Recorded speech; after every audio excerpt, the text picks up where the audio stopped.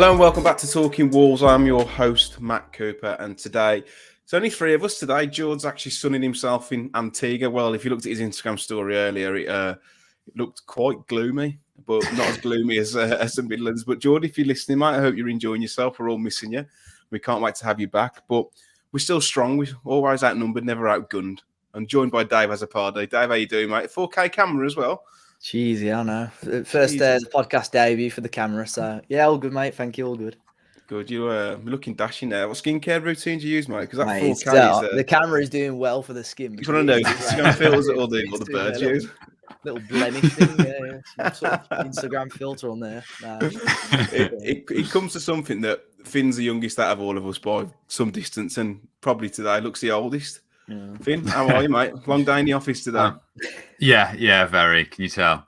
I don't think this light is this lighting doing anything for me. Maybe I am just getting old, but no, yeah. Well, I think we're all gloomy than Jord anyway, aren't we? Because he missed the game at the weekend.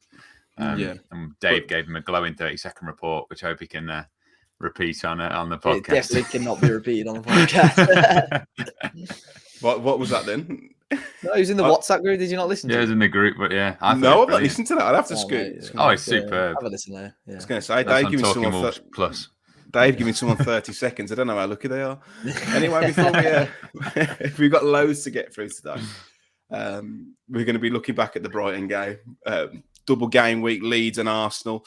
Talk about our betmate teams. Of course, we're talking about the arrival of Julen Lopetegui and his staff. And we'll take your questions.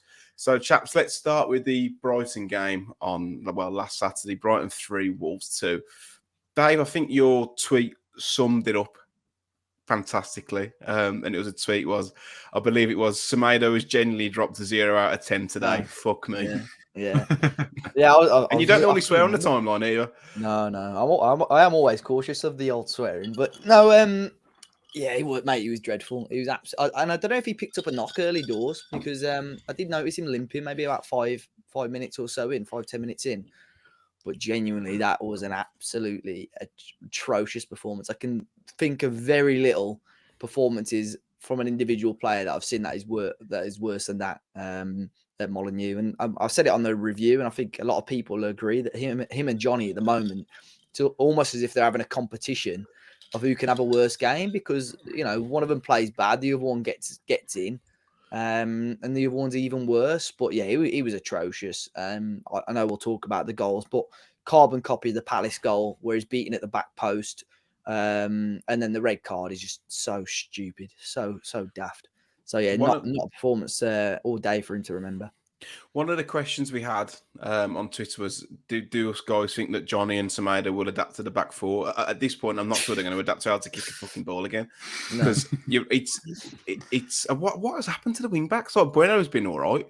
Hey, Nouri's been so-so. You know what? It's a good job that he lives in Tetnall and not Bilston because of the amount of Yadars over there. Because during Halloween, he had the maddest Halloween setup outside of his house. Semedo. That went down on the 1st of November. And by the 2nd of November, he's got this massive Christmas tree up and Christmas lights out already. So the Yadars, I mean, I've let it slip now. But it'll be all over Twitter saying, I wish he'd spend more time on the training pitch than sorting out his decorations. You don't live too far from me, do you? You live around the corner. Yeah.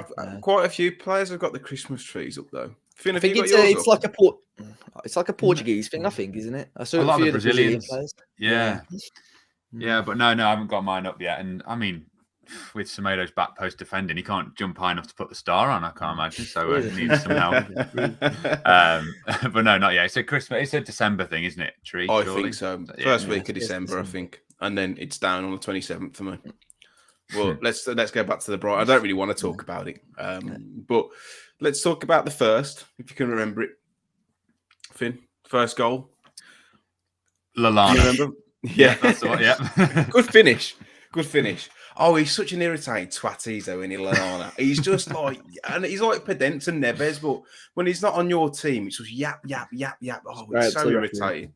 Yeah, straight to the referee. But it was a good finish. All I remember it just being played around. But Brighton, from a purist point of view, is such a good side, and I think it's what we should aspire to be like. But they just make it look simple, and football is simple. They were even, setting traps when the ball went out wide, and their like centre mids were coming in narrow, and it was just making us so easy to get played through. But that first goal finish was a lovely finish, but it was too easy, wasn't it? Yeah, and I mean, you say it's simple, but Brighton probably have the most complex formation and moving about. Like I was trying to explain to someone, she was like, "Right, where's he playing then?" So I'm saying, like, "Oh, Pascal Gross is starting at right back, kind of," and then you see him like running through on goal, the furthest man forward. They're all over the shop, and Lallana was one of those as well. I couldn't really pinpoint where he was. Only plus side to that was that I had a Trossard assist from that on FPL, which is how I'm feeling now. Just transferring a player that's about to play Wolves, and that's the only thing he did. But I was looking, it was Lallana's first contribution of the season, Mitoma's first goal of the season. If anyone needs a start to their season, I think it's play Wolves at the moment. But yeah, it was great football, carved through us. And yeah, I just say I've never really been that bothered with Lallana, but he was rather annoying at the weekend. He's got to be, how old is he now? He's other side of 30, isn't he? Surely. Yeah, he's like 33, isn't he? Yeah, 34, can't be He much had a good longer, chance have he? before the goal as well, I think, didn't he? Was it just over or just wide? Or He's something still a well? good player, though, man. Like his close control's unbelievable. Such an intelligent player. But that Mitoma, I saw like everyone waxing lyrical about him, like 3 chances created, 1 goal. I was like, yeah, but look at the opposition. We're absolute dog shit. Like I think if one of us had played, at least created a couple of chances. But we got straight back in the game, Dave, and. Even we'll talk about the sending off, but with 11 men, they were dominating the ball. But I still felt like for probably the second time this season, maybe that when we went forward, we looked like we had a bit of cutting edge. Yeah, we looked dangerous on the counter, to be fair. Like you said, Brighton were knocking it around quite well, but every time we won possession back, we looked quite dangerous ourselves. But it was a great ball there by Boubacar Traoré, sort of on the turn.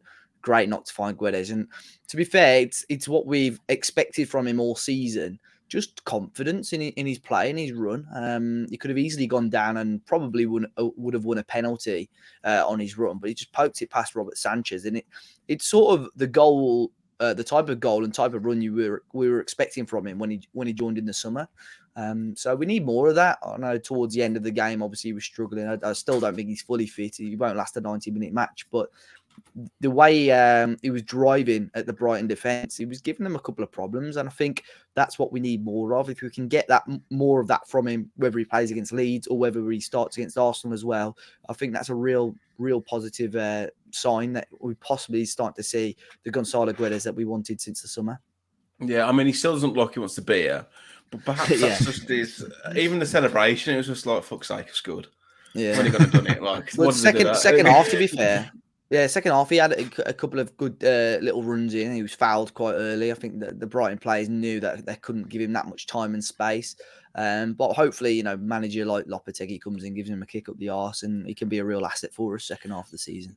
Yeah, he does look disinterested. I don't really know whether he was like that for Valencia or PSG or Benfica, but perhaps that's just what his demeanour's like. I'm not too sure. Even the celebration was quite nonchalant, wasn't it? It was just like, what was it? Did he do like that? Like a I don't know what he means by that. But we then took the lead, Finn. We did. We did. Yeah, we're 2-1 up. I haven't seen it. Yeah, honestly, I know we're recording this on a Tuesday, but it feels like about 4 weeks ago. I'm trying to recall what happened, but I don't remember. I've not seen the incident back. I don't know if you guys have seen it back, but I wasn't sure whether it was a penalty. But when you know that they're checking for VAR for that long, you know it's probably going to be a penalty, don't you? Yeah, it's similar to the Forest one in that when it's going on for that long, that and then obviously once they go over to the screen. Although he did sort of, I think he walked away and then went back, didn't he? So I was worried he was going to overturn VAR almost for the first or second time ever in the Premier League. But I thought it was, I think Matinho had a shot, and I thought it was from that one. But then again, sorry to FPL, but it gave it as a Pedence assist, and I can't remember Pedence even having a shot in that. I think it was the handball was given for the initial cross into the box, and I think was it Dunk or Webster got his arm was up. I think it was quite close. So it is. I understand from a Brighton point of view, you might think it's harsh, but I think by the law, it's a penalty. Not natural. But there was, I think, was it Matinho and it was blocked off the line or something like that. I think there was a Yeah. couple of shouts for handball on That's that what as I well. thought it was, yeah. Yeah, but I think it is a penalty. I saw Gary Lineker going mad about it on Twitter, saying he can't believe it was given. But I think in the today's rules, it's got to be a pen. Yeah, definitely. And Neves stepped up and tell you what, he could be on for 15 goals this season. How much is he on, 4 or 5 now? I think he's on 5. I know. Well, it's better than last year. Was it top goal scorer 4 last year? Yeah, Jimenez. Oh my word, we're beating that already. Get in, put that in the trophy cabinet. Just checking that. I know he's got 4 this season. He got 4 the season before, and he got 5 the season before that. Already matching that though. I mean, we've had a couple of we struggled with pens last year though, didn't we? We've already had a few this year, a couple this year. Yeah. Don't we? So 1 against Arsenal, 10 for Barcelona. Second half of the season. Brilliant. There's his 15. Yeah. But it was a great penalty though, weren't it? Sanchez was trying to give him the eyes and was trying to get in his ear as well before he took the penalty. But he's so laser focused, isn't he? At the minute, Neves is the only one that looks like he could potentially drag us out of this mess. But a lovely little penalty. Yeah, I think Gross as well was in his ear for a while before as well. So he did do well. It was with that long delay and then the ref being quite tolerant on the Brighton players in his ear. But there was a period where I never felt confident with his penalties. I think he missed one in the pre-season. Against Ajax, wasn't it? And then missed one again in like a game that actually mattered. Sheffield United. Recently. Yeah. That was the one, yeah. I was there, right? Yeah, and then, but since then, touch wood, I don't want to curse it now because everything else is going wrong. But yeah, penalties at least are going okay so far this season. Yeah.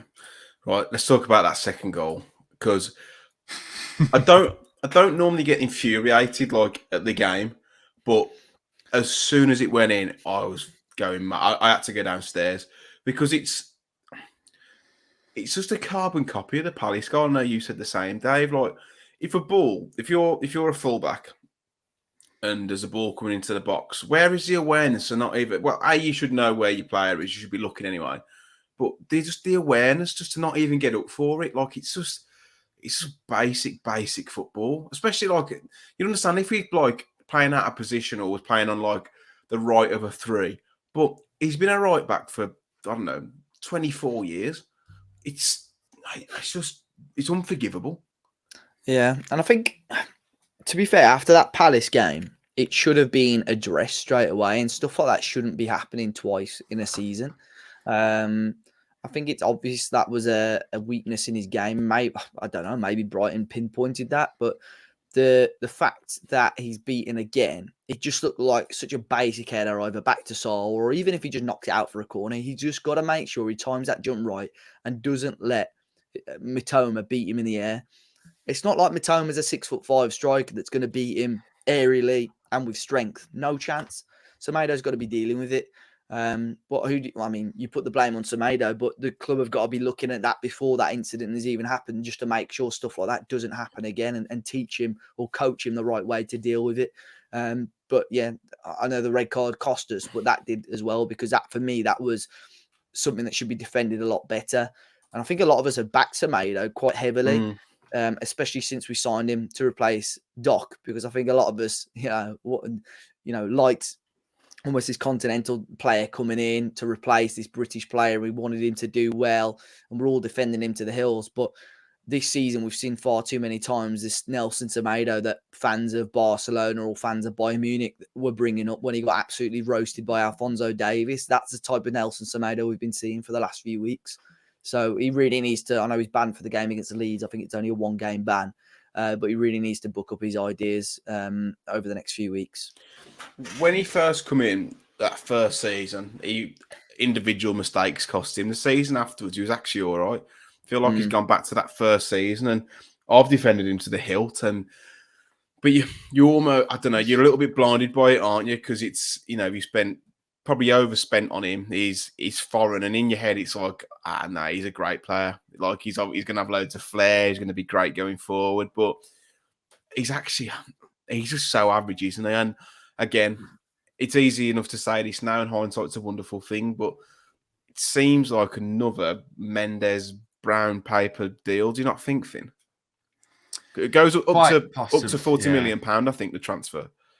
Yeah, and I think at the sort of, as you say, that sort of media narrative on him after that Bayern Munich game, there weren't many teams that were going to go for him. So if it was a Mendes thing, they go, right, Wolves will have him.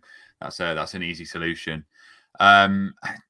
Thing is, even in the 4, he has looked a lot worse. I remember Bruno saying at the start of, midway through last season, he then said at the start, this wasn't the Nelson I remembered at Benfica, but then we slowly got him to that. And as you say, he was all right last season. And then this season, even if you did go to a 5, I feel like he's lost a yard of pace. Like Johnny's lost a yard of pace, but that's understandable with 2 ACLs. I feel like Semedo hasn't taken anyone on in a while, or even that dribbling ability that we thought maybe he's not the best defensively and he can't shoot, but at least he's going to carry you forward. I think he's lost that as well. So I don't even think it's say, we'll put him back in a 5 and all of that will be gone. Maybe it'll be required less at the back post, but yeah, it's a strange one. I can't see a solution at right back anywhere, really. But as you say, both of them have dropped off a cliff.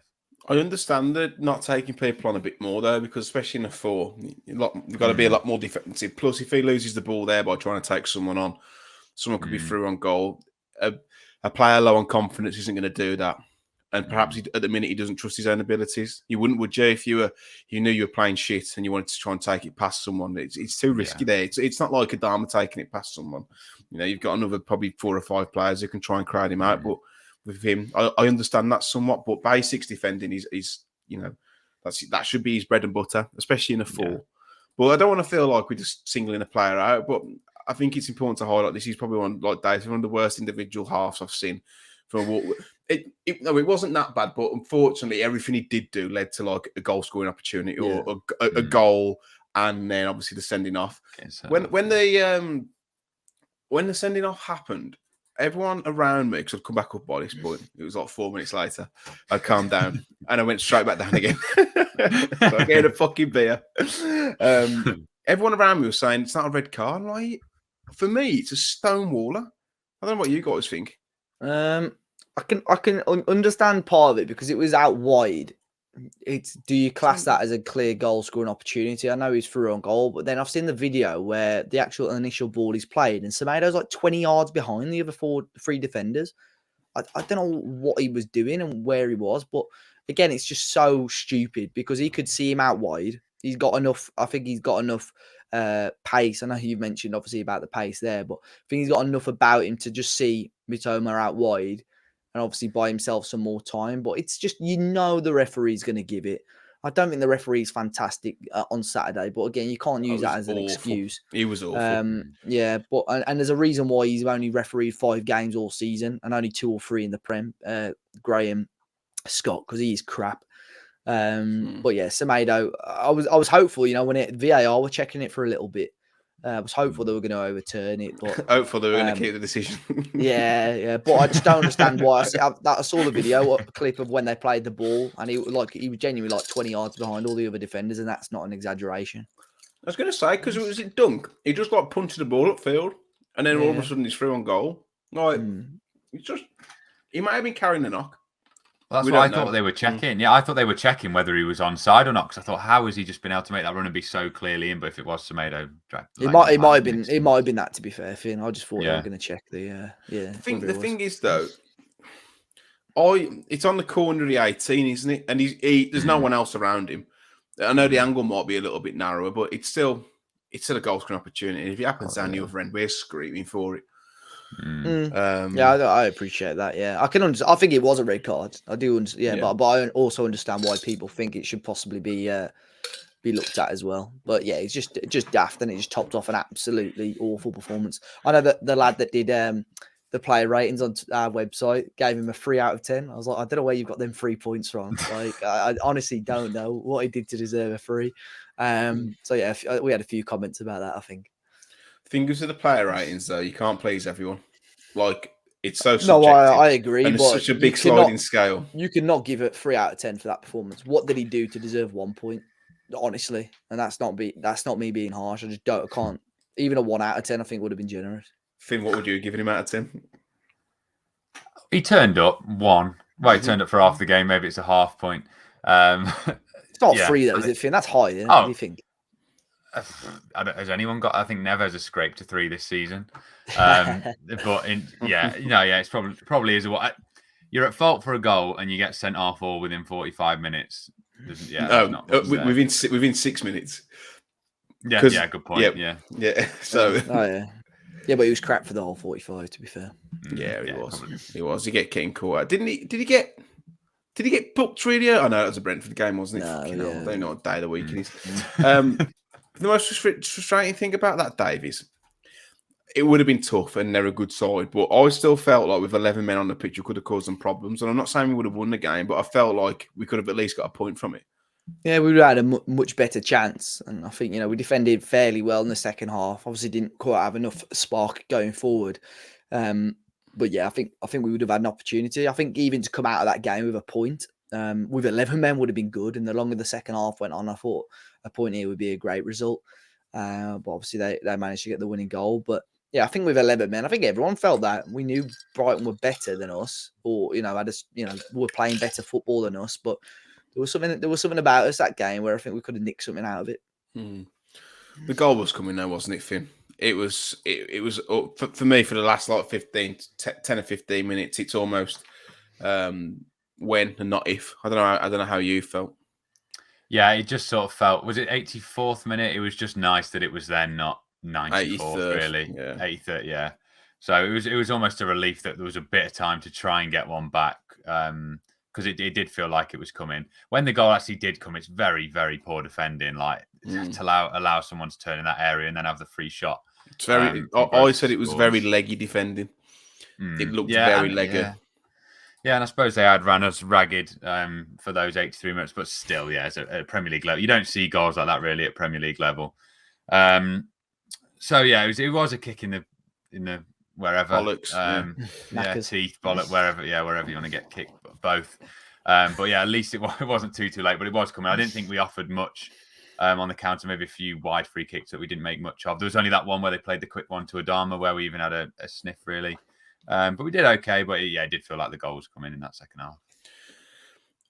The start of the season, Kilman and Collins, Dave, looked like a real partnership, but now I'm starting to have second thoughts a little bit about it. And I think that centre-back partnerships are as much about partnerships as they are individual ability. I don't think there's enough of a balance between those two. And I've waxed lyrical about them. I said they're the best defence since Trident after the Southampton game. But I don't know. I feel like Kilman's still fairly inexperienced in terms of top-level football. Collins is a young lad. Perhaps you need someone who's a bit more senior, a bit more of a leader to be in between them or replace one of them, take one of them out, probably Kilman for me. But I don't know how you feel about that, mate. Yeah, I appreciate that. I'd feel bad if you asked me to pick one of them to drop. I'd feel bad for dropping either. Yeah, I'd feel bad for dropping either of them. But I do agree. I think you need that more experienced player. And I know people mention Cody, you'll mention Sace, they'll mention Bolly. I think obviously in January that'll be one of the priorities, and you'd hope. This is Wolves, so it won't happen. You would hope there's 2 or 3 players that are ready to join on the first few days of January, because I think centre half, an experienced centre half, obviously Craig Dawson was the one they were looking at, whether they'll revisit that. Even someone, I know people might laugh at this, someone like Jose Font, who's playing for Lille, coming to the latter stages of his career, but done quite well in France. Obviously played in the Prem before, but a really good leader as well. Yeah. Just that sort of character I think we need. Obviously Portuguese, so fits the bill. But someone of that ilk really needs to come in. We need at least one centre half. I think we need, probably one player in most positions in January. But that's one key area. But like I said, I think I'd feel harsh dropping either one of them. But I think both of them haven't been at their best this season. So which one would you drop? Out of the two, it probably would be Kilman, unfortunately. But I know Collins got a bit of stick after Saturday. But yeah, it was one of those. I know he's young, but he's going to make mistakes. But we can't really afford to make many more mistakes. I think Collins has been better this season than Kilman. I think Kilman's been quite underwhelming, especially the start he had in pre-season. Victim of his own high standards there. But Finn, what about you, mate? What's your thoughts on the centre-back partnership? I think Collins and someone like Craig Dawson for the rest of the season would be excellent. Personally, I think that'd be a really good partnership. If it was someone like Dawson. On paper, that sounds proper underwhelming, though, doesn't it? No, I don't think so. I think, honestly, Craig Dawson is so underrated as a centre-half. He scores a lot of goals, So good. Yeah, scores good at corners. He's about 84. Yeah. Or you play both of them with an extra man in the middle if we didn't loan him out. Cuban Neves. Oh no, big No. Connor. But But yeah, no. If I think I'd agree with Dave. Yeah, I think Kilman's also lost, as we were saying with Semedo. He used to just go on a wander every so often, maybe once or twice a game, and that would sort of get you feeling a lot more positively about him. As like, God, we've got this centre half that can do all this. We haven't really seen that. So the actual defensive side of things, when we've been shipping 2-3 goals a game, there's not really much upside there. So I probably would drop Kilman as well. I suppose he's left-footed, but he played on the right all last season as well, didn't he? So it's not as if, who would you drop him for? I don't know. Jose Font's a good shout, to be fair. But I always think, I suppose we haven't really got it now with that sort of cat and dog thing that a lot of centre-backs say. You need one that will go for the ball, one that will cover in behind you. Maybe say Collins is more of the guy that's going forward. I don't know. As you say, there isn't really a balance or a partnership there. I think they're both quite aggressive in their approach to the ball.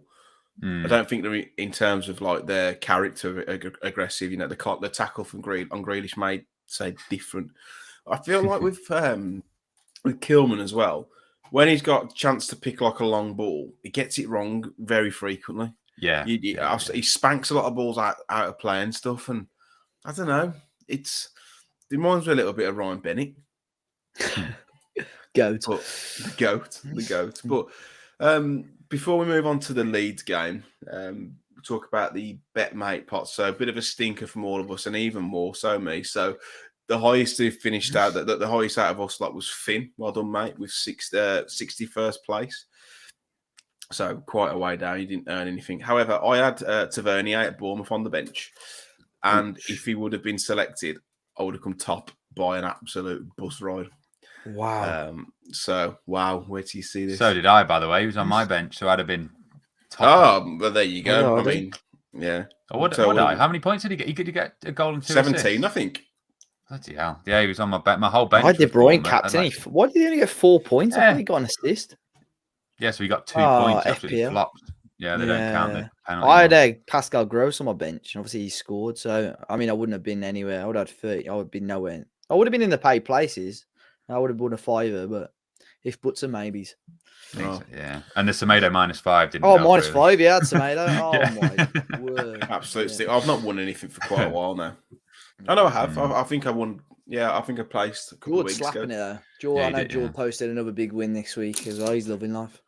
It's always seems to be when he's not on the podcast, though.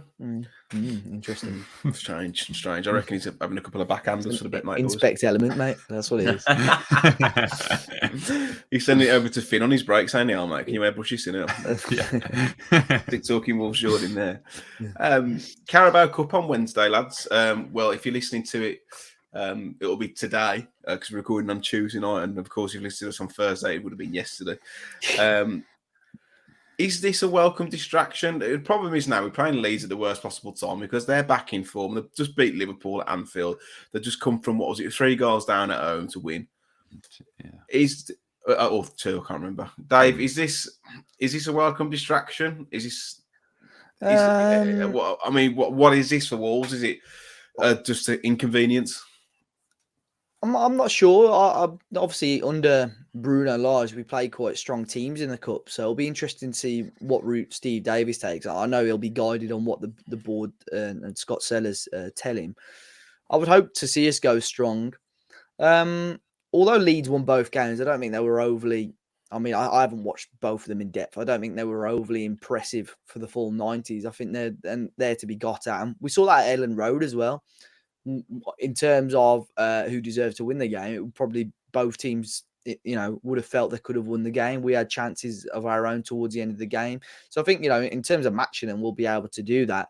I think they'll rotate. They've got a lot of talented young players that will probably come in. Somerville, is it Gnotto as well, the young Italian forward who's really good. But I'll be intrigued to see how we approach it, because we know, and we've seen Steve Davis and James Collins look towards the youth players quite often. No Joe Hodge, no Connor Ronan, no Chem Campbell in the 23s this week. It'll be interesting to see who starts. Who do you think will start, mate? If you were to... I would start a strong team. I think Sarkic will play. I think that would be one of the major changes. Ait Nouri, I think, will probably come in for Bueno. I think you've got to stick with Collins and Kilman. Although Mosquera, mate, you may get a nod. I think, but you stick with Collins and Kilman. It's obviously going to be Johnny at right back. Nunes if he's fit. If not, I'd say I don't think Nunes will play because he'll probably be thinking about the World Cup. Yeah, Boubacar.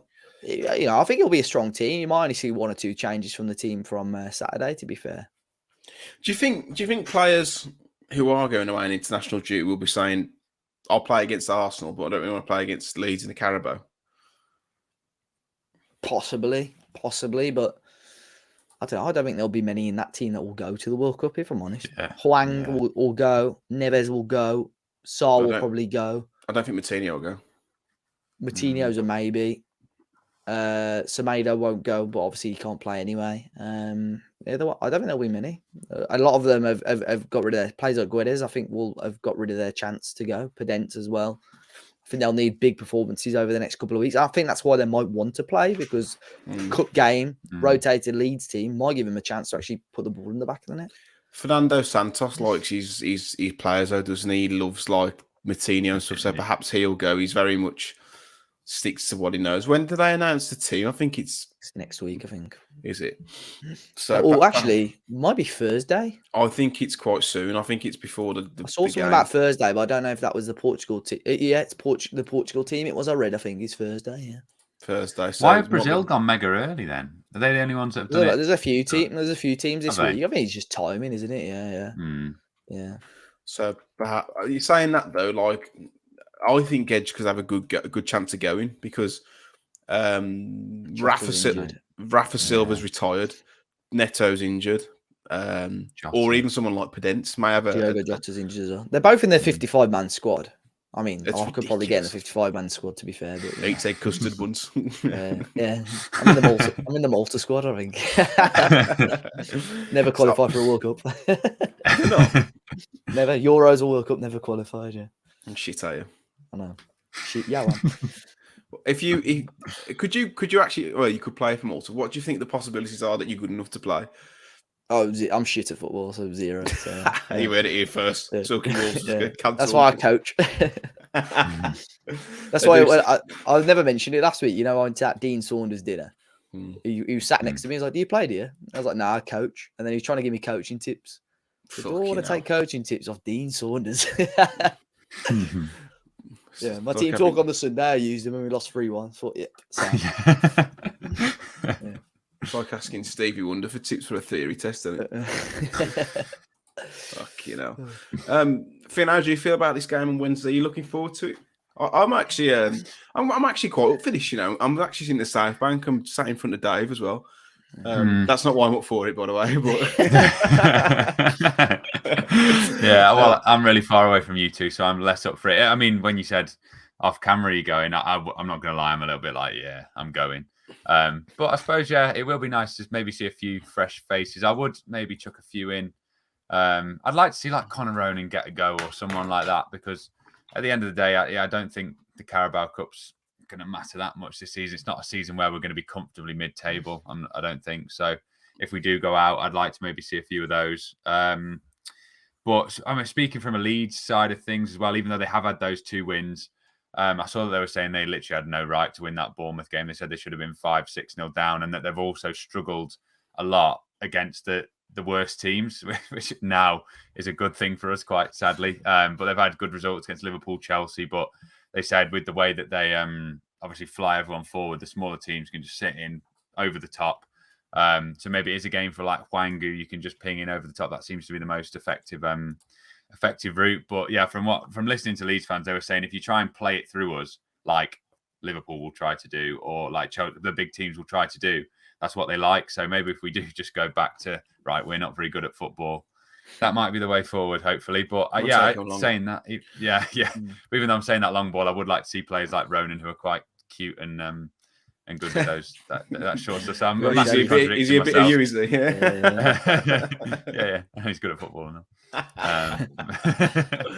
Oh God, it's not even an hour. Normally an hour in where it starts to turn, but 30 minutes. I'm just looking at the online ticket portal, and there's so many tickets left.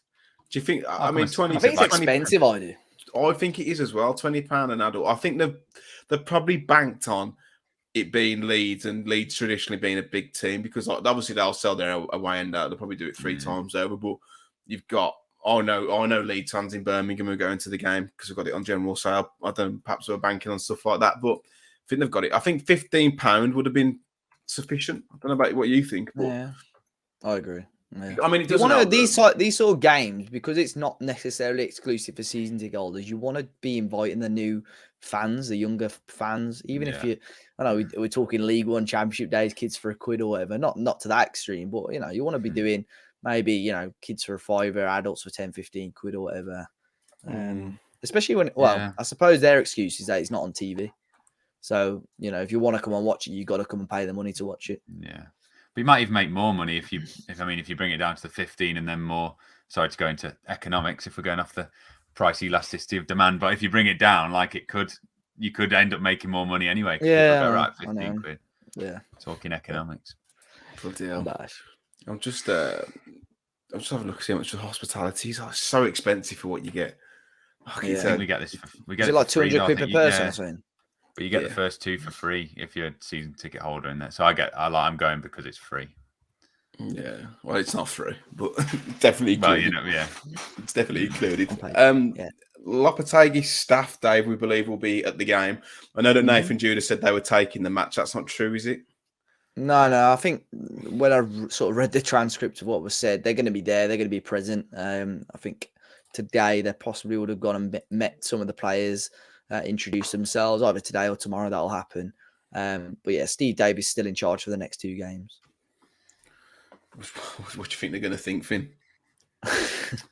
I did see that. I mean, it's bad, but that picture of Lopetegui on the phone saying like, "Give us a call, Dad, to say that you're not very well again," or something like that. And all I thought about was you, Finn, because you got clipped up, didn't you, last week on Twitter saying that Wolves were waiting for someone's old man to die. As if it was like official, right? Like Jeff, she's going, right, just wait until he died. But no, it did sound... that wasn't official sources. That was just what it seemed like. And it seems like he's taken, like, he's got a little bit better, hasn't he, fortunately, the dad? Or that, I don't, well, we don't know. Yeah, but sounds like either way, it's a happier situation than I thought it was going to be. But yeah, I mean, I don't think he'll take much. I mean, the Brighton game, I'm sure he was watching, even if he wasn't in the stands. And there were luckily positives in that game that there haven't been in a lot of games. I don't think he'll take much from tomorrow. Maybe there'll be a player that catches his eye, like I say, like a player on the fringes, like a Ronan or something like that. But I don't know there'll be much more taken from it. Do you reckon he'll have any sort of like advice, or will kind of take the team, if you know what I mean? Like, I don't think it'll be him anyway. I just think it'll be the staff. I don't think he'll be there. Oh, will he not? Okay, yeah. But he might be watching. He might be a stream or something. I don't think he'll have much say, if anything. But I think this will give him a chance. Obviously, there's going to be different players playing. Actually, give him a chance to see what they need to work on throughout the next few weeks or so. Yeah, exactly. So everything. Exactly. He's got a massive emphasis on fullbacks, which is a shame, really, considering we've got one at the minute who's playing. He's got his fullbacks like really playing really well. I think he's Acuna and Jesus Navas, and at Sevilla, which are both pretty well rated. Transformative, really. Would you take Jesus? How old is he now? Like 36. He won't leave there, mate. Yeah, I'd take him. I was going to mention that on the podcast, but I think with his age now, he probably just wants to stay in Spain. Yeah, he's 36, and I'm pretty sure that he didn't like being in Manchester because he came through Sevilla's academy, didn't he? And he hated being in Manchester. He was homesick because he wasn't actually bad at City, was he? He was good. But they, I think he wanted to leave, so go back to Spain. So cannot blame him. This show is brought to you by Green King, your home of pub sport. With over 900 sports pubs across the country, Green King is where the fans go, showing every broadcast game for Wolverhampton Wanderers. Yeah, and whether you're at the Bradmore Arms, the Gatehouse, Pear and Partridge, or at the Woodman Inn, if you download the Green King season ticket app, you can receive a free drink when you register and 10% off a great range of drinks 1 hour before, during, and after any match. That's right, Dave. So if you head to the App Store and search Season Ticket and download the app, listeners of our show will be able to get an additional £5 off drinks when spending £15 or more by using code TalkingWolves. Green King is where the fans go and your home of pub sport. Following on from the Carabao Cup game against Leeds, Wolves face Arsenal on Saturday night, 7:45 under the lights, Dave. We've seen it before. Can Wolves pull off an upset? I hope so, mate. We've had some great games on a Saturday night under the lights, mate. It's the best time to be at Molineux. Evening games, something to play for, big teams as well. It'd be phenomenal. I think, Arsenal have been fantastic so far, haven't they, this season? I don't think anyone expected them to be doing so well or as well as they have been doing. And, they're one of the only teams at the moment. It'll be interesting to see how long it lasts that are giving City a run for their money. It's going to be a really tough game. We had 2 really close games against them last season as well. I think as they've carried on they've carried on sort of getting, going uphill, and we've sort of been going downhill ever since that second game, really. So it's going to be a very, very tough game, but under the lights at Molineux, anything can happen. Finn, how are you feeling going into this? We won't talk about it too much. I mean, I'm looking forward to almost the occasion more than the game. I don't know about you lads, but I'm probably planning to have a few beers in town before, just because it's the last one before the World Cup. It's the last one before Christmas. It'd be not be nice to celebrate. But how are you feeling, Finn? Yeah, I think you may as well enjoy yourself before. It's only gonna go downhill on the evening, I think. But I mean, my prediction of 2 points in those 2 games is already gone, because obviously with the Brighton result. So I think, you have to snap your hand off for a draw. I think they've only drawn 1 and lost 1, haven't they, Arsenal? Hence why they're still above City, which I thought would be impossible for anyone at the start of the season. So really, really impressive. But you've seen Southampton get a draw recently, and I think it was United that beat them. Not invincible like they have been before. So there are definitely areas to get at them. I think was it someone that got sent off or injured? Saka's back, isn't he? He's not, because he went off injured, but he was back at the weekend for the Chelsea game. So even though they're going to be full strength, I still on paper, not much has changed, has it, from last season where they were outside the Champions League places. So they don't scare me despite being so brilliant this season. It's a strange dynamic, but they scare me enough with current Wolves to think that we haven't really got a chance. Yeah, I'm really not looking forward to it. And it pisses me off that they're so good, because as a fan base, they're probably one of the most insufferable fan bases on the planet. And I mean, Twitter was the worst in the summer with all the Neto stuff. I remember Dave and I went viral like 10 times over just by saying stuff like it ain't happening. Yeah, it ain't happening, which of course it didn't happen. But they are such a good side though. But it is literally what Jesus. I mean, Zinchenko hasn't played too much, so you've got Jesus in there that's new, and Saliba, and it's completely transformed them. What he's tried to do is get rid of all the Emery guys, hasn't he? And he's nearly done it. To be fair, nearly done it. But if I to press you for a prediction, Dave, what would it be? Wolves 2, Arsenal Wolves. 1. Yeah, there you go. I'm going to go Will Grigg up the 6. Up the ticks, come on. Finn? Iconic. 3-1 Arsenal. I'll just be happy if we get all the lights, so like I was saying, so I don't have unhappy girlfriend. There we go. So it's not looking good, I don't think, because they didn't come out to power at the weekend, did they? At half time. No.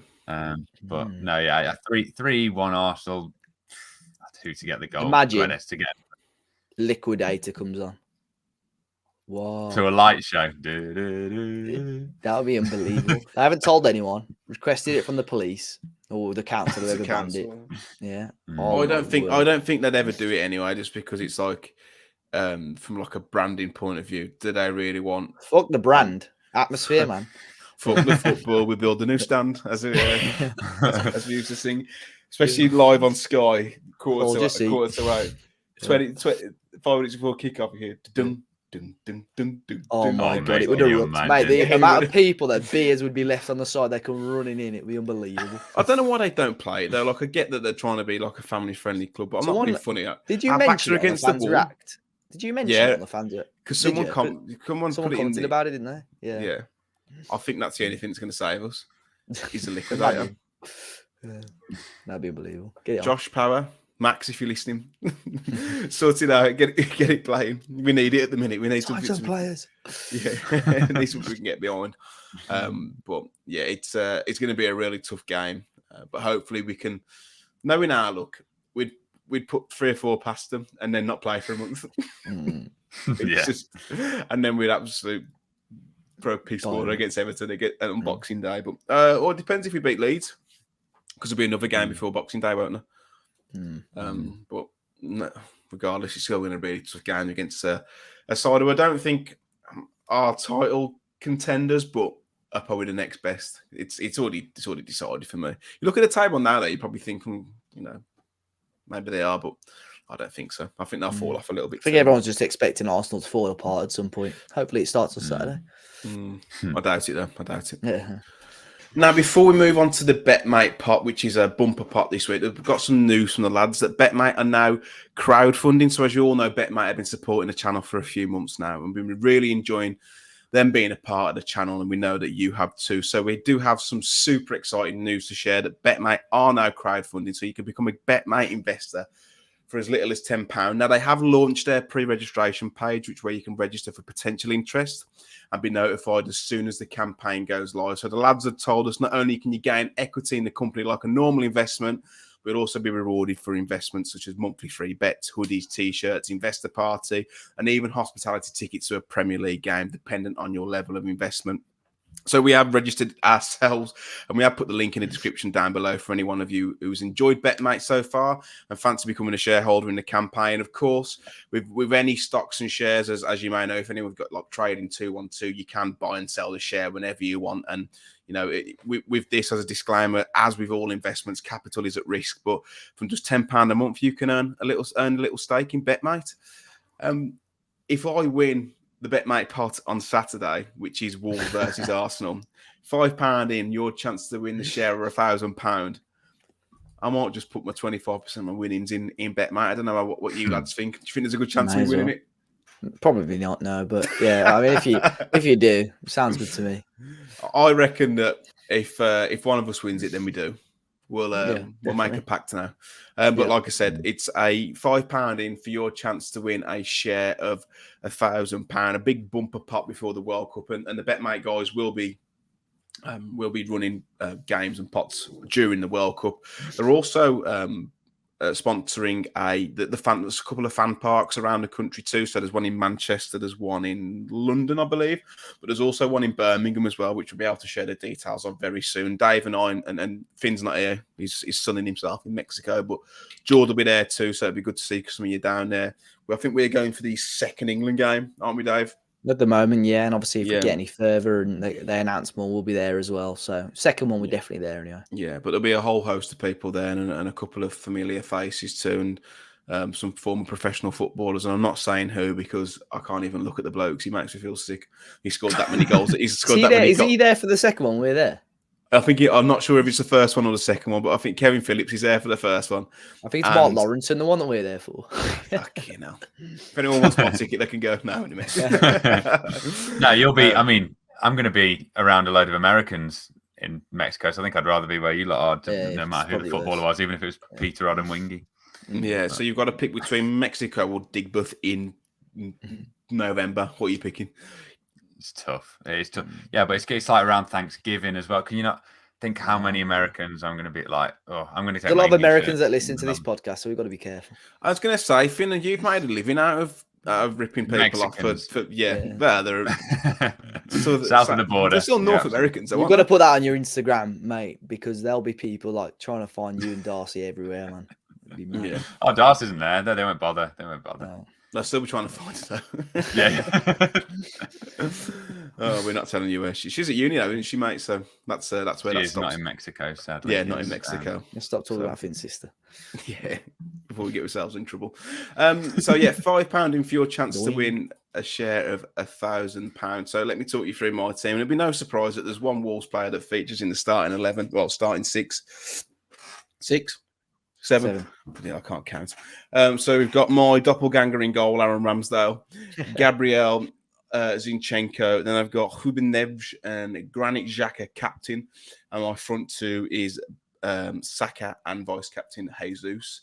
Our teams are very similar, Dave. When I talk us through yours, yeah, I've gone with Ramsdale in nets. I've gone Saliba and Zinchenko at the back. Saliba. I've gone with Neves and Partey in the midfield, and Bukayo Saka vice and Gabriel Jesus captain. Finlay, talk us through, Mush. Very Arsenal heavy. I've got Ramsdale, Gabriel, and Saliba because I know those two. Even though it's normally fullbacks you go for, isn't it? But they've been very handy on corners. So I've gone for those two, like optimistically but pessimistically. And then I've got Odegaard and Xhaka viced, and then Gabriel Jesus captained, and then Guedes stranded in a sea of red. But it is very contradictory that because if Guedes scores, then the back three lose their clean sheet.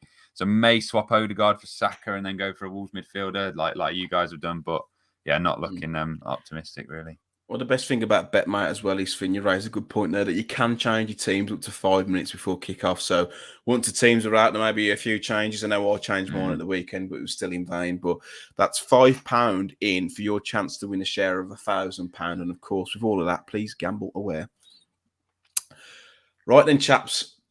Lopetegui was confirmed on Saturday morning. I was still severely hungover. I woke up and through my eyes, I was like, oh, what's this? I actually got my brother sent it me on Instagram. Dave, are you happy? Yeah, more than happy. I think we knew that he was going to be sort of the best target after. I think Amorim was the one. Him or Amorim were the two that people looked at when Lars first went. But I'm happy that we've got him. It's obviously something that the club have tried to do for a long, long time. And you know he's come back after obviously an incident over about a month ago. So yeah, hopefully it's good signs. Hopefully the club back him in January. Yeah, fingers crossed. Exciting times for Wolves. Finn, too little, too late. Yeah, well, it was annoying as well. I think every time we've done a podcast, news has come out the next day because even though he did signed on the Saturday, I'm pretty sure the news came out the Tuesday, didn't it? So. Like we spoke about in the first time, then the rejection came shortly after. Then we spoke about Beale, then the rejection came shortly after that. And then last week we were saying about what other candidates are there? And then Lopetegui, that it was back on the Tuesday. So so hopefully nothing goes wrong tomorrow after we post this. But no, yeah, it's 7 years later, 6-7 years later than when we were first flirting with him. So finally got the man, and yeah, let's hope we don't put him off with these next two performances. You know, you mentioned Beale there. Ever since he rejected Wolves, fuck me, I know. I think he's lost. He hasn't won in 4 games. He's outside the playoffs now. Michael Beale, talk about my own team challenge level impossible. I don't think he spoke about QPR since. I saw an interview he was doing with Football Daily. Yesterday about like Rangers. Like I was just up there for a meeting. You know, I left a year ago. My daughter's born there, and I was like, "Fucking hell!" Like, talk about your own club, because he mentioned Wolves like 4 times after they approached him, and I really like him. I think as a coach, he's tremendous. Whether you can translate that into being a manager. All you got to say is, I don't want to. I'm here to talk about QPR, but he loved talking about it. Didn't he? Bless him. But yeah, 4 games without a win now for Mickey Beale. Yeah. Cheer up, Mickey Beale. Oh, what can it mean? Yeah. Skip. I'm really happy with the Lopetegui appointment. He's probably the most decorated appointment, well, certainly in my lifetime. I can't think of many other managers, Dave, who Wolves have bought in, who've won a European Cup. I know it's not the European Cup, but it's still he's the most decorated manager we've ever appointed. Full stop. Yeah, and I looking think at like championship titles or whatever. Yeah, and I think it's even more difficult in the modern era as well, because when the likes of the Villa won the Champions League, I mean, well, UEFA, whatever it was called, European Cup, obviously still a fantastic achievement, but it was 8 or 9 games, whereas now it's 15, 16 games, isn't it? And obviously Sevilla. Even harder in a few years when they changed the format. Yeah, it's going to be mad. But I think mission 1 this year, keep us in the division. It's no secret now, and then build from there. I think he's. I know Balaguer said on the video on Sunday. Good video that as well, mate. Enjoyed that. Thank you. Yeah, there's people like Emery. I think from Spain, people are probably thinking, why on earth has he gone from Villarreal to Aston Villa? But you know, Villa are a big club, but there's a lot of managers at the minute that want to manage in the Premier League. It's it's not the Mark Hugheses and Steve Bruces and whoever else anymore. It's top managers, even at the teams down the bottom side of the table. You know, you've got Pep Guardiola and soon Nathan Jones. So. Yeah, I know. It's a strange appointment from Southampton, that. Yeah. Do you think he can keep us up, Finn? Do Do you think he's the manager to keep us up? Would you have preferred a firefighter? I know that's one of the questions that we've had, but I'd like to think that there's long enough. What's there going to be after? Are we going to play 14 games? yeah, still a lot of football to be played. Yeah, and it was so still you've got close. Newcastle had 5 points at this point of the season. And they finished above us, didn't they? In the end, Yeah, probably. Yeah. So you're going to have 20 plus games. So you'd like to think that. So if 40, it's not really what you need anymore, is it? But we say 40, we're going to be probably on 10 points. So you're going to be needing 1.5 points per game. Yeah, almost a half points for the rest of the season. I'd probably back him to do that. But yeah, just with a firefighter, I think it changes the mentality completely. So I think with this, it's much more positive, and then it's basically stay up. I reckon, lower mid-table, and then we build from there. Because a manager that's won European trophies, he's not going to be wanting that mentality for long. But I think it's just temporarily we're like this, and then touch wood, we get back to where we were. Dave, when you spoke to Balaguer, he said that it's a real project for Lopetegui, and that's what's excited him. Do you think, and I don't want to be a doom merchant, if we went down, he'd stay? Be interesting one, wouldn't it? I think, he's willing to join us when we were in the Championship before. It fully depends, I think, on stuff like style of football and so on. If it's crap football and we go down, then I don't think you'll keep him. But it could almost be, I know Benitez joined Newcastle a lot later in the season, but something like that where, yes, he saw them get relegated, but he stayed at the club and got them back up and, sort of stabilised them as a club and where they are now. And I think if Mike Ashley wasn't the chairman, Benitez might still be manager of Newcastle now. But I don't know. It just completely depends on, the style of football that he brings into Wolves. But yeah, I'm just hoping, like I said, I don't think about relegation now. I'm just hoping he can turn it around and get us some wins. Yeah. Do you think that the club will back him in January? I know that some of the articles suggest that he's been told that he will be backed. I'm not so sure, considering how much they spent in the summer. They may need a player sale to raise a bit more capital. Neves. Yeah, I think so as well. Yeah, I'll be surprised. I mean, we did spend a lot of money, but who knows? I think I think part of the negotiations and meetings were probably him pinpointing specific players that he wanted to bring in. So we'll wait and see. I think there'll be a lot of players that will probably go out on loan. Lopetegui will have eyes on different players that Bruno Lage liked and Lopetegui might not like. Ronan, you might see leave permanently. Chem Campbell, Hugo Bueno even might still be allowed to leave on loan. So it'll be interesting to see. Do you think he'll stick with the 4-3-3, which is what he's been famous for? Don't know. I'd assume so. I think we've had pre-season with that, and I think that's the beauty of him coming in now, that he has got 4 or 5 weeks to nail something down. I know he's not going to have all the first team squad, but he's going to have a majority there, and I think that's pivotal for him. Let's talk about the backroom staff before we move on to the questions, Dave. Pablo Sanz has been brought in as his assistant, who is with him at Sevilla and Real Madrid. I think that one was pretty much going to be nailed. I know he left when Lopetegui left Sevilla too.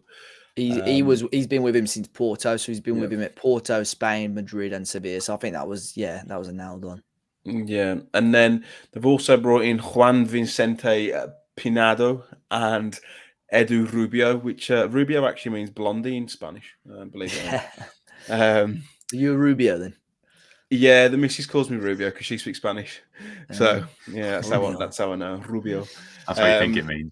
Yeah, it means fat bastard, apparently. Finn, you speak a bit of Spanish. What does it mean? Well, saying that, I thought I did, right? This is going a little bit off topic. My Netflix got hacked and it's turned all Spanish, and I don't know how to change it back. So I thought I knew Spanish, but like all the settings and that to change it back are all in Spanish. Someone hacked your Netflix. I don't know. Well, it's just like guess the password, I think. So, oh my God. So I'm gonna have to try and find a British. Yeah. 1, 2, 3, 4, 5. Yeah. So no, I did back myself with Spanish, but actually being dropped into the situation, I've realised I'm a fraud, so I wouldn't have a clue. But Rubio, probably. Yeah, I back the miss. Yeah, I back your missus. I beg your pardon. How dare you? But Rubio's actually got British experience, and when I first saw, because he's come from West Ham Women, hasn't he, Dave? But he's worked at academy level, Palace and other clubs. When I first saw he'd come from West Ham Women, I thought it's a little bit odd. But when you think about it, he's going to have a very good understanding of the British game. So perhaps that's the reasoning behind that. Yeah, he's managed. I mean, not so much managed, but I think he was assistant manager at Crawley, but managed at a very high youth level at MK Dons, England with the FA as well, Nike Academy when that was a thing. I don't know if it's still a thing now, but he's got a lot of good experience developing youth players, and that's what he's quite well known for. Stepping into the women's game is obviously an interesting one. Again, on a sort of tangent, I saw Dan McNamara, the Wolves women boss, win another award this month. I do ever wonder if he'd how he'd do as a coach in the men's game. Not so much as a manager, but maybe coming in as a coach.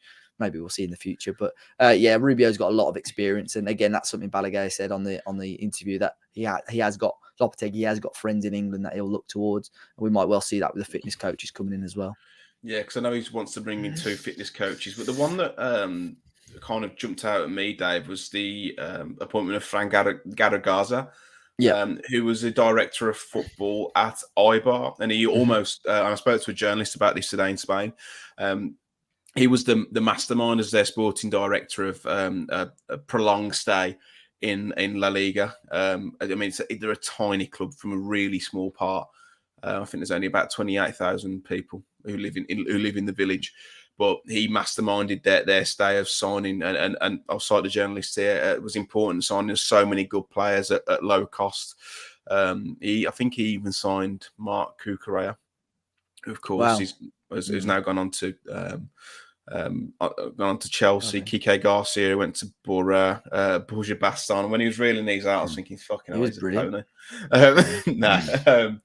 But he said, he bought them for peanuts and then sold them for multi-million pounds. But he said that he's extremely well thought of and has a strong message, smart and clearful ideas. And he said he was fantastic for Eibar. He has said, though, because a lot of the question was around, will he be sporting director at Wolves? And, with Scott Sellers there, yada, yada, yada. And he said he doesn't feel, and I know you said this as well, Dave, he doesn't feel that Garagaza would be the sporting director. But he said his strongest point is his scouting. And he said he could be someone who they call upon for acquisition or even scouting reports for opposition. So it seems like he could be a really good person to have about, Dave. Yeah, definitely. And I think obviously you mentioned the Eibar thing. I think he saw them get 2 or 3 promotions up into La Liga, stayed in La Liga for 6 seasons, and the most they'd spent on one player was €4 million, which is ridiculous. And obviously sometimes you look and think he's going to have a little bit, not necessarily him, but a little bit more money to play with. So it'll be interesting to see what he can come up with. But yeah, if the British press and the journalists you spoke to there have said they don't see him being a sporting director, I think he will be that sort of chief analyst, chief scout role. But he's obviously got a really good footballing brain, so I'll be intrigued to see how that works. But it's good. I know Bruno Lage brought Jean Conceição and Johnny Conceição and Diogo Camacho as his analysts. This is probably going to be a similar sort of thing, but like you said, this guy's got a really good reputation. Yeah, he said Eibar's adventure was an enormous miracle on the top level, and they were a smart and powerful team, even against the elite. So I think I read as well they were only getting about 8,000 people. That's how small of a team they were, and he did an unbelievable job with them. So I think is it in the Basque region? Yeah. So you've obviously got Athletic Bilbao and Sociedad there, who are massive teams. So yeah, I mean, he's obviously done a good job there. Dave, do you think this could potentially spell the end for Scott Sellers, or do you think he'll still be around? Of course, there's been a lot of vitriol for Sellers, whether you agree with it or not, from fans in recent weeks. Do you think this could be him being phased out? Possibly long term. I think the club will probably want to see how this guy gets on. But I don't know. I think obviously this guy will hopefully do Scott Sellers' job, but much better, but probably with a different label. I can't see Scott Sellers being taking that off, but who knows? I think 6 months, maybe a little experiment for Jeff Shee, see how it goes, and if it works out, then this is hopefully some sort of handover period. Hopefully. But they need to give someone like Garagaza that power though, and that you've got complete direction, or someone of that ilk. I think if it's still coming from Mendes and Jeff, I just don't see someone like Garagaza having much pull or much say in stuff like that. But Tony Roberts, just before we move on to the questions, he's still at the club. They're unsure whether he's going to stay. I know that he'll be meeting Lopetegui this week. He may have already met, and they're going to make a decision over the coming weeks, I think. But I know he's still very highly thought of with players. So maybe someone I want to keep around, Finn. Yeah, I mean, Dave said earlier on the video that I was watching, brilliant video by the way, Dave, about obviously they're going to give him a few weeks trial, but also that the start of that trial he's going to be with Wales at the World Cup, so it might be one that goes on for a little bit longer. And if reports true that he's popular with the fans and with the players, he might stick around. I know Lopetegui is a goalkeeper himself. Might have different. We'll see how they line up on goalkeeping opinions. Yeah. We like our goalkeepers at the moment, don't we? As well with Nuno and Zenga. So yeah, I mean, the players will know better than me if they want to keep him around. I'm sure he'll be around for a bit longer. We always think with that though, like they keep him around because it's a bit of a cozy club. That's what I think. It's like when you have a supply teacher, you think like, we can fuck about a bit here. As long as he's off the set pieces, we'll be sad. Yeah. Well. Moving on to the questions, lads, before we wrap the podcast up, because we're conscious of the time. We had some good questions in this week. Andy, who's a friend of the podcast, Andy Hipkins, thanks for sending your question, mate. He's asked which Wolves football guest who hasn't been on would we like to have on the podcast and why. For me, it would be Dalrymple, purely because I think he'd give us a greater insight into what had happened and what is potentially happening behind the scenes at Wolves. I know we've heard it from the likes of Sace, but I feel like someone like Dalrymple will be closer. I have asked him. I've had no response. He may be under an NDA, which I fully appreciate, but I will try again because I think we've had quite a lot of requests for that. But how about you, Dave?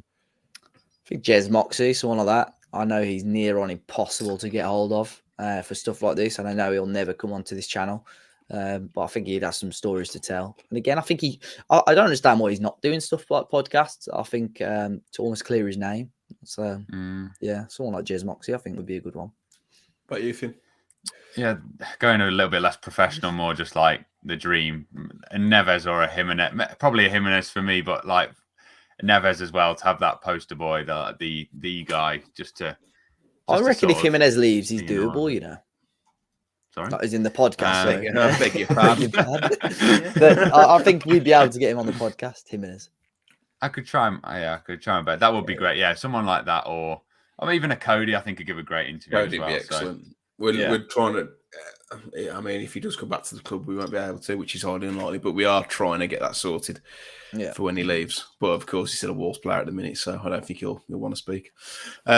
Joey's asked a question about what the fuck's happened with our fullbacks, and he's Ryan Aït-Nouri £10 million better than Ryan Giles. I feel like we've spoken about the fullbacks at length anyway.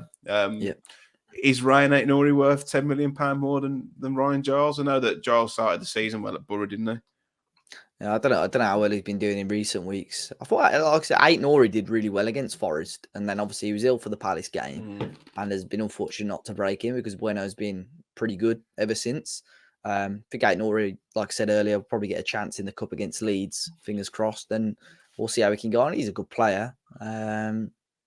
Yeah, again, and this will be interesting in regards to Lopetegui with players that are currently out on loan. You've got Sanderson, you've got Giles, you've probably got a couple of others. But will they be given maybe like a week during this off season where he can assess them? Maybe I'll be intrigued to see what happens. He's got 4 assists in the Championship this season. Got one tonight as well. Just looking. 5. Bash. Yeah. So maybe he's not worth £10 million less than Ryan Aït-Nouri. Stu has asked, what players can you realistically see coming in January by like Newcastle last season to get us out of trouble? It's always difficult with this because there's so many players you could go for. But Dave, if I was to press you on one player, who do you think it could be? It's hard to say, isn't it? Like just to put I think Craig Dawson's an obvious one because we'd already gone in for him. But I think we need Although I think if we get a fullback, it would be too crowded in the fullback area. Although I think we do need an upgrade. Centre back, fullback, and another striker. Finn? Yeah, I agree with Dave. I think Sorry for the if name. you're going for a centre half, maybe a more like an older profile like a Font or a Dawson. I know they've already been linked with Mariano at Real Madrid, who fits the profile if we do need a striker as well. Gosh. Has had flashes. There was but a hasn't centre proved off much. of Valladolid as well, but he wasn't a great source at Linktus. Right, yeah. So same positions. I think, as you say, if you're going for a fullback, you've probably got to offload one. And it is strange what's happened because you'd say at the start of the season, Johnny and Semedo at right back, that's an area you're not going to have to worry about. You've got good senior depth there. So it is strange, but yeah, probably those same three. I mean, Mariano is one that's linked with, and off the top of my head, another striker. I can't. I've got a think name of anyone for that you. fits the profile. Here we Go on. Lucas Ocampos. Oh, shout! Yeah, saw his little Instagram post. I think that had a bit of a bust up before we left though. But I think the Instagram post is Struggling in here, Ajax. he barely kicked the ball for him. I What it don't means, think though, he had he's a one of couple of those years when he was who's- good at Sevilla, but I don't think he's Yeah. been that great outside. No, he hasn't. He hasn't. But he works hard, I suppose. I work So- hard during in bed, but don't mean I'm good at it. You know, Yeah, that is true. To be fair, I think of Campos. Is he on loan at Ajax? He is, isn't he? Yes, he's on loan. yeah, because they cocked up the transfer, didn't they? Yeah. Didn't they get him to last fly minute. over and then cancel it or something? So the option for Ajax is 16 million euros. So you'd be able to get him for, I reckon, for about 10 or 11 mil. You'd probably buy him out of the they'd probably buy, yeah.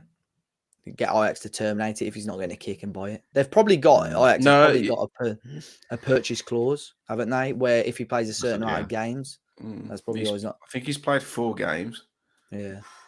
And he hasn't scored. But yeah, he's blow hot on coal. But those couple of, especially that year that he dumped us out at the Europa No, he's League, brilliant he that was year, to he be was fair. excellent, man. He good. I think he's a good player. But I don't know. To be fair, he's different to what we've got as well. But who knows? Who knows? Kevin has asked, is it time to sell Semedo? But also, should someone at the club come clean about Jimenez? This Jimenez situation, Dave, is just bizarre, isn't it? Yeah, and I think that's what's making it worse, that we've had no correspondence at all from the club. And even the local journalists aren't being very clear on what's going on. Obviously, he returned to Wolves. There was rumours that Mexico wanted him back. And then on Sunday night, there was a video of him flying to Spain where the Mexico squad was. So I think they're assessing his fitness before, obviously, the World Cup. He's obviously not going to be in any of the Wolves squads before the season starts, before the season sort of has the break, which I think it'll be a real kick in the dick for Wolves if Jimenez starts that first game in the World Cup. I think that's embarrassing. But the club haven't been clear with it, and that's the issue. And there's so many rumours. I'm getting random messages of people I've never spoke to before about different things. One saying that he's got to have surgery straight after the World Cup. Another one saying that he's going to leave Wolves after the World Cup. One saying you won the Nigerian lottery. Yeah. Saying here are my nude pictures. Press this link here. I'm like, flipping. There's sexy single women in your area who just want to sleep with just you. Yeah, I've had them before as well. Yeah. So I don't know, but the club just, and I'm not expecting the club, and I say this a lot of time when the people ask for more communication. There's no point in the club communicating about stuff that doesn't need to be communicated about. But this is still just, obviously we're not clear about whatsoever. So I don't know what's going on. You know he's going to start that first game for Mexico at the World Cup. It feels like on Football Manager, where it's like he's out for so long or can get through the next game, but will then be out for. It's literally like they'd get him through the World Cup, and then it sounds like we're going to get the after effects. Going to be on some serious steroids. Yeah, we're paying for it. It annoys me. It really does. But we don't know. We still don't know the full picture. So without knowing the full facts, it's just assumptions. But from what it looks like, I smell a bit of a rat, to be honest.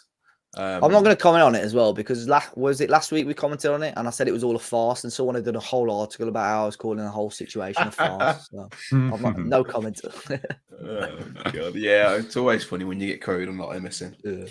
Yeah. Rebel Juice has asked, buy another striker or stump up the cash it will cost to bring back Silva. Dave, I know that you reported on Talking Walls earlier. It doesn't look like Anderlecht have got any intention of letting him come back. I think, their preference would be for him to stay, but I think obviously money talks. But what I don't understand about this, how have they not put that in a clause? Well, yeah, but also Anderlecht aren't paying anything. They're paying his wage and that's it. They, if I remember rightly, they weren't paying any loan fee.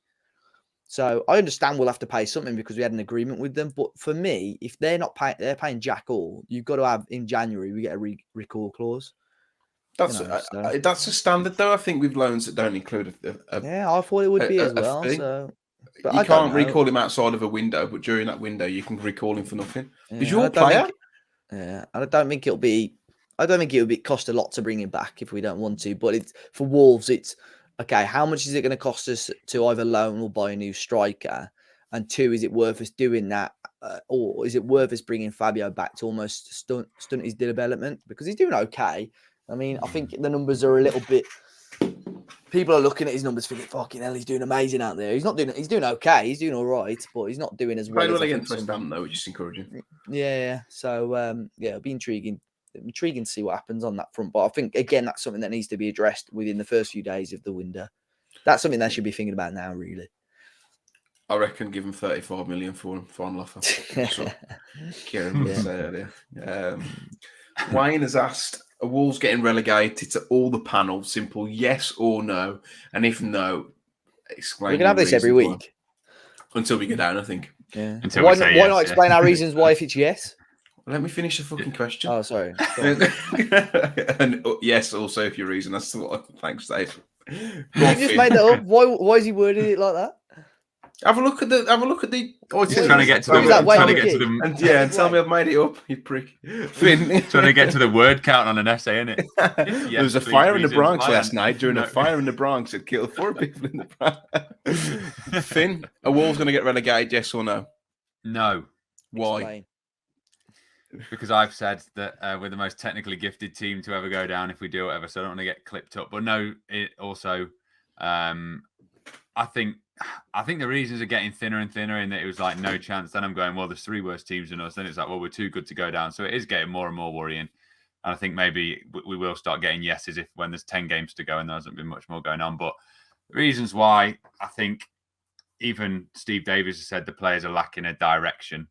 So once we've got that, there are very, very talented footballers there and way more talented than, I know it sounds bad, but 3 teams in the league at least.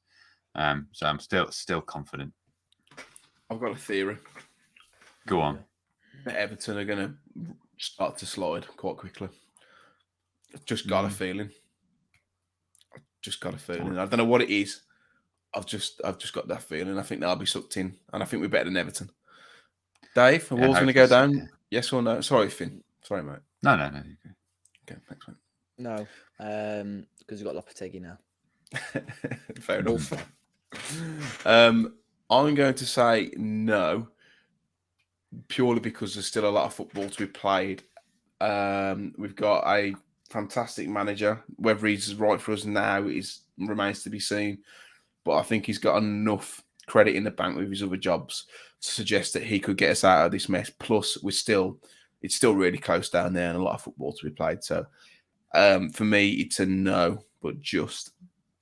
And finally, the last question is from Shihab. He has asked, does Lopetegui's appointment make Ruben Neves stay until the end of the season more of a certainty now? Dave, Lopetegui gave Neves his first team debut for Porto all those years ago. Mm-hmm. What do you think? I think there's a better chance. I think we need the contract extension between now and Feb, though, I think, to give me any sort of hope. But again, I think in Neves' situation, I think he's going to see how we finish off this campaign. Hopefully we finish in a good enough position. I think obviously if we stay up in the Premier League, I think hopefully he'll give us a new contract extension. I think he'll stay in January for sure, but we just need that contract extension. I don't think he'll sign a new deal. I think Well, yeah. I don't know. I think it depends on how we finish the season. But I was hoping that we'd have one in September, yeah. and we didn't see one. So What do you reckon, Finn? Do you think he'll stay till the summer now? Yeah, but also then how much do you lose in the value of those 6 months if he has only I got think he 1 year struggles to get left? 30 mil next year. Yeah, and if he does sign a contract, it's sort of going to be like Jude Bellingham-esque, isn't it? Where it's like, right, sign it, but you can go for this just so we get a decent amount of money and hope that he would do that for us. And I mean, he doesn't owe us anything, but it would be nice if he did do that. Yeah, if it's the end of the season maximum. I think we've pulled out all the stops relative, as in bringing in a former manager, investing heavily in the summer. So we are at least trying to keep hold of him. But as you say, his value is going to diminish by the summer. 1 year left, and you're really stuck. So is it positive if he stays till then and no contract? You could look at it a different way. But yeah, I mean, on the face of it, keeping Neves for as long as you can as a Wolves fan is a positive. He's been our best player. I think if we're going to stay up, he's going to be instrumental in that. Yeah. But hopefully he stays. Chaps, absolute pleasure as always. Probably the penultimate podcast, really, for a short while anyway with the World Cup. We'll still be trying to bring you content, of course, and hopefully, Dave, we might get a few more rumours. Hopefully, I mean, it's kicking off slowly but surely. But yeah, if we do obviously get lots of rumours throughout November, December, we'll do the transfer window podcast as well. But yeah, enjoyed it, lads. Yeah, fantastic. Just a couple of parish notices. The Molyneux sleep out is, I believe, next Friday, Dave. Is that correct? Week on Friday, yeah. Week on Friday. So we have actually hit our target for the funds that we're trying to raise. So we've surpassed £300. So we've raised 306. So if anyone has anything to spare, and of course we know how times are tough at the minute, please feel free to donate. I'm sure Dave will leave the link in the description down below. But a big thanks to Chris Ward, James, Andrew Hadfield, George Russell, who kindly donated, bless him. Finn's place of work, we don't want to say, donated too. So a big thanks to those who have donated. It means the world, and it's for such a good cause. And of course, don't forget the betmate part on Saturday, Wolves versus Arsenal, £5 in, your chance to win a share of £1,000. Be gamble aware. Dave, where can people find you should they wish to follow you? Yeah, it's at Dave as a party on Twitter and a public Instagram. Love it. And Dave as a party on LinkedIn. A lot of new connections. I know we always shout that one out. Yeah, I had quite a few connections after the Lescott thing we did. Yeah, we got a few tags in that, which was nice. Yeah, it was. That was really good fun, by the way. Thanks to those who came down as well. I forgot to mention that. But enjoyed it. Hopefully, there might be some more opportunities for Dave and I to do some of those things in the future again. Finn, where can people find you? Finners everywhere, Instagram, Twitter, YouTube, seemingly a public Netflix now as well, if anyone fancies. Any Spanish speakers out there. But no, yeah, thanks. I'm M Cooper Writes on Twitter and public Instagram. Matt Cooper Bites on YouTube. And Twitter. We're Talking Wolves across all socials, including Facebook, Twitter, Instagram, YouTube, and the most important one, LinkedIn. But yeah, if you've liked the video, let us know. Let us know in the your comments in this. Let us know your thoughts in the comments down below. And of course, until next time, take care.